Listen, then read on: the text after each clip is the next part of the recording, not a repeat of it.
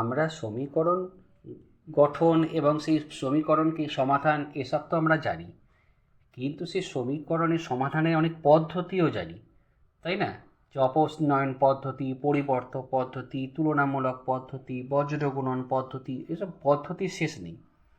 কিন্তু ঘটনা হচ্ছে এই যে আমরা দুটো সমীকরণের সমাধান করি, সেটা অ্যাকচুয়ালি কী, সেই জিনিসটা কিন্তু আমরা আজকে আলোচনা করছি, সেটি শেখাবার চেষ্টা করছি, অর্থাৎ graphical representation of linear equation solving. এখানে আমরা দুটো ইকুয়েশন যথারীতি নিয়ে নিয়েছি, ঠিক আছে? প্রথম কথা হচ্ছে লিনিয়ার ইকুয়েশন কেন বলবো, এক্স এর পাওয়ার 1, ওয়াই এর পাওয়ার 1 এবং কোনো এক্স ওয়াই জাতীয় টার্ম যদি না থাকে তাহলে সেই ইকুয়েশনকে বলে আমাদের লিনিয়ার ইকুয়েশন। এখানে দুটো ভেরিয়েবল আছে, তাহলে এখানে linear equation of two variable.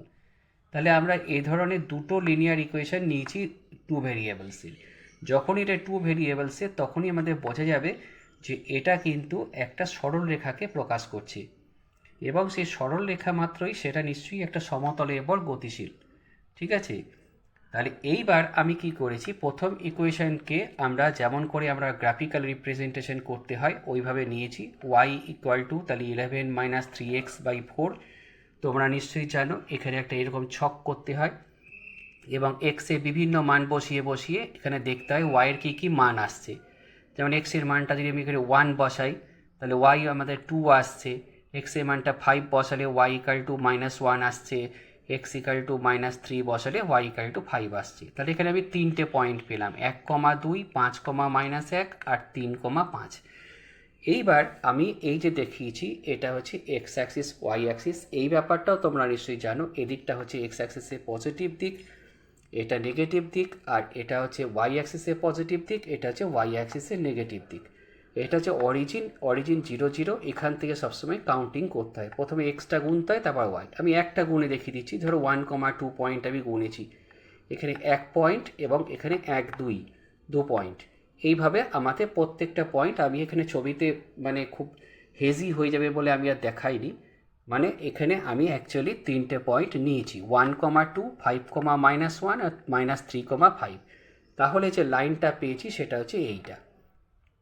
ঠিক অনুরূপে আমাদের 2 নম্বর লাইনটাকেও আমরা ওই রকম করে যদি সলভ করি তাহলে এখানে তিনটে পয়েন্ট আসছে, 1,2, 0, -x, 2,10। আরও বেশি পয়েন্ট আসতে পারে, আমি এখানে মোটামুটি এই কয়েকটা পয়েন্ট নিয়েছি এবং সেই পয়েন্টগুলোকেও মোটামুটি প্লট করে আমি এই 2 নম্বর সরলরেখাটা টেনেছি।